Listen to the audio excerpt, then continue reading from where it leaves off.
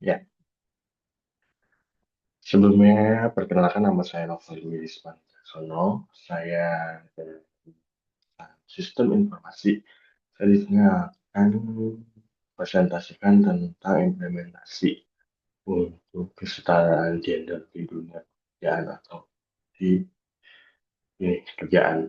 Sebelumnya saya akan share screen.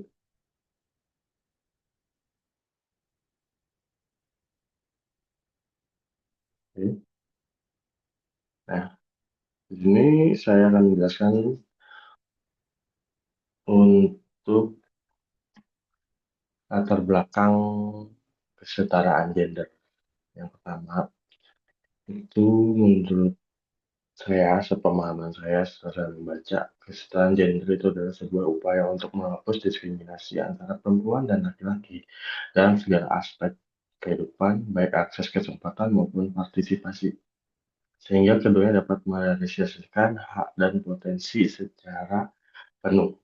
Nah, di Indonesia masih banyak ditemui budaya patriarki yang mengakibatkan perempuan lebih sering terkungkuh pada peran domestik.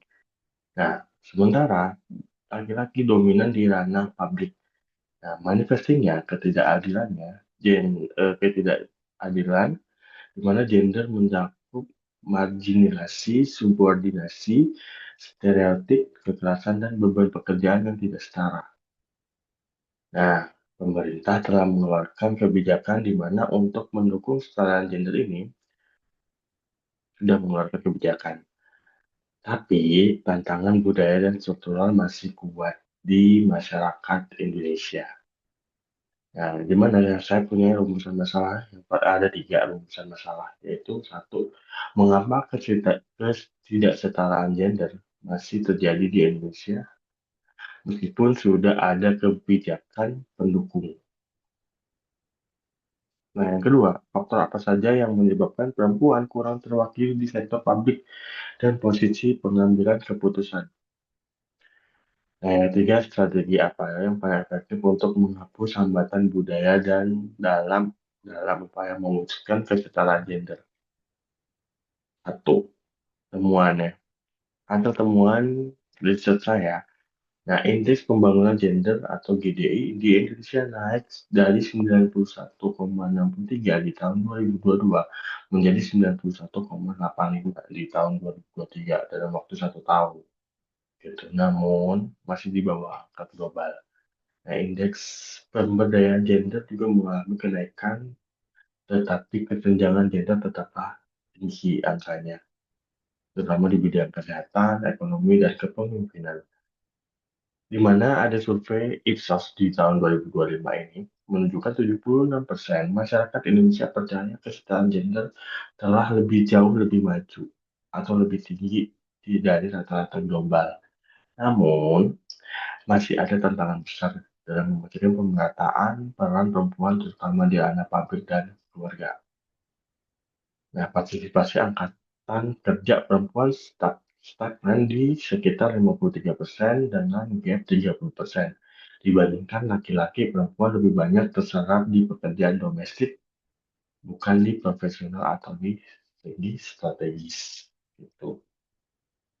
Nah, solusinya peningkatan edukasi dan sosial isu gender sejak dini baik keluarga maupun institusi formal, pemberdayaan ekonomi perempuan melalui program kewirausahaan, akses kredit, dan pelatihan kerja, di mana kebijakan afirmatif untuk mendorong keterwakilan perempuan di posisi kepemimpinan dan pengambilan keputusan, misalnya minimalnya itu 30% perempuan di legislatif dan menghapus regulasi diskriminatif dan pembangunan kerangka hukum di responsif gender. Kolaboratif lintas sektor, pemerintahan komunitas swasta untuk mendukung hak perempuan, termasuk kesehatan, pendidikan, perlindungan dari kekerasan. Nah, ada pun kemajuan dari representasi perempuan di posisi manajer dan jabatan senior yang meningkat dari 20,5% di tahun 2006 menjadi 49,4% di tahun 2025. Nah, kesetaraan di bidang pendidikan juga semakin membaik. Perempuan kini sudah menyaingi atau setara dengan laki-laki dalam akses keseluruhan tingkat pendidikan, bahkan di pendidikan tinggi. Namun, tantangan besarnya adalah masih adanya partisipasi tenaga kerja perempuan stuck di angka 53% selama kurang lebih 20 tahun terakhir. Gitu. Sedangkan di bidang politik, apalagi ada penurunan jumlah perempuan di posisi menteri belakangan ini, walaupun masih lebih tinggi di tahun 2006. Gitu. Nah, untuk bidang ke sektor kesehatan, skor kesetaraan cukup baik, di mana 0,968 dari 1,00 itu.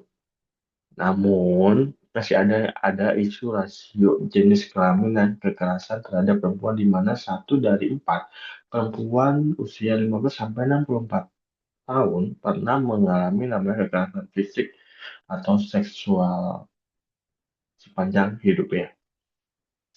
Nah, kesimpulan yang saya dapat dari beberapa yang saya baca, kemajuan kesetaraan gender di Indonesia cukup signifikan tetapi belum merata di semua aspek kehidupan. Indeks-indeks pembangunan gender menunjukkan tren yang sangat positif, namun partisipasi perempuan di sektor publik, ekonomi, dan pengambilan keputusan masih perlu terus ditingkatkan.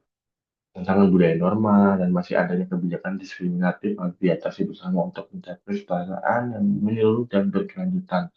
Dan kesetaraan gender di Indonesia perlahan membaik dengan skor dan partisipasi yang meningkat. Namun tantangan utama, terutama dari partisipasi ekonomi, politik, perlindungan, dan kekerasan masih besar. Gitu. Perubahan persepsi, komitmen kebijakan, serta kolaborasi tetap dibutuhkan agar kesetaraan gender benar-benar terwujud di semua aspek kehidupan, sektor kehidupan ekonomi, kesehatan, budaya, dan segala macamnya. Itu. Nah, untuk referensi pribadi saya memiliki isu gender bukan hanya persoalan tentang perempuan, melainkan tentang keadilan sosial bagi semua manusia. Membaca, berdiskusi, dan mengamati perubahan peran gender membuat saya semakin sadar betapa pentingnya saling mendukung dan menghargai membuka peluang setara antara perempuan dan laki-laki. Perubahan pola pikir, budaya memang tidak instansial. Namun setiap langkah kecil, eh, baik dalam keluarga, lingkungan kerja maupun masyarakat luas sangat berarti. Saya percaya refleksi dan aksi bersama akan membawa Indonesia ke area yang lebih maju dan lebih adil dan setara antara laki-laki dan perempuan di dunia pekerjaan. Nah, referensi dirinya tentang gender di dunia pekerjaan. Bicara soal gender di tempat saya sendiri nih, saya sedang sering berpikir gini, bahwa idealnya perempuan, laki-laki dan perempuan punya hak akses peluang yang sama dan berkembang dan bisa berkontribusi maupun berkarir dengan hak yang sama. Tapi realitanya masih banyak tantangan yang saya sering lihat dan saya sadari ini. Mulai dari biasanya dari rekrutmen, dari hire, dari HRD, ya banyak minimal perempuan di posisi kepemimpinan saat perlakuan dan fasilitas yang kadang kurang lama, kurang ya nggak sama dengan fasilitas yang dimiliki laki-laki di eh, posisi yang jabatan yang sama. Ketika laki-laki dan perempuan sama-sama diberikan kesempatan untuk menunjukkan kemampuan dan perlakuan adil tanpa diskriminasi, lingkungan kerja pasti jauh lebih sehat, kreatif, dan produktif. Saya percaya keberagaman perspektif dan berbagai gender justru bisa memperkaya solusi dan inovatif dalam tim. Gitu. Dalam pengalaman pribadi maupun pengamatan ada hal yang penting menurut saya harus terus berjuang di dunia pekerjaan. Melawan stereotip atau tidak mengotak-kotakan tugas atau jabatan berdasarkan gender. Misal memberikan tugas ini buat cewek karena memang tugasnya kebanyakan lebih ke cewek.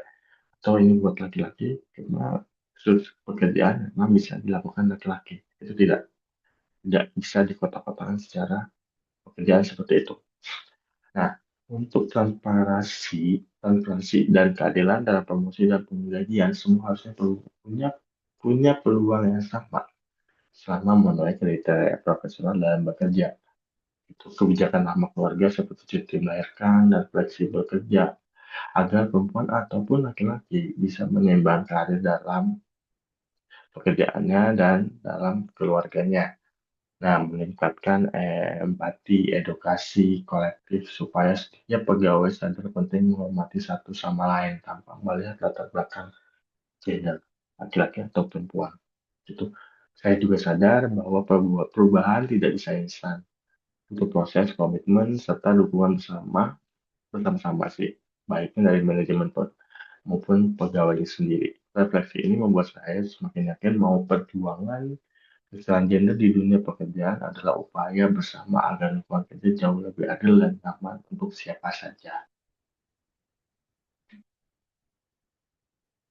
Itu sekian dari presentasi saya. Mungkin ada beberapa hal yang Bapak Ibu yang mungkin setuju atau tidak dengan pendapat saya. Tapi menurut saya, setelah saya membaca beberapa itu yang saya dapatkan. Itu materi yang sedang dibicarakan ini kurang lebihnya mohon maaf. Sekian dulu dari saya, Novel Wisman Wicaksono, dari Jurusan Sistem Informasi. Terima kasih.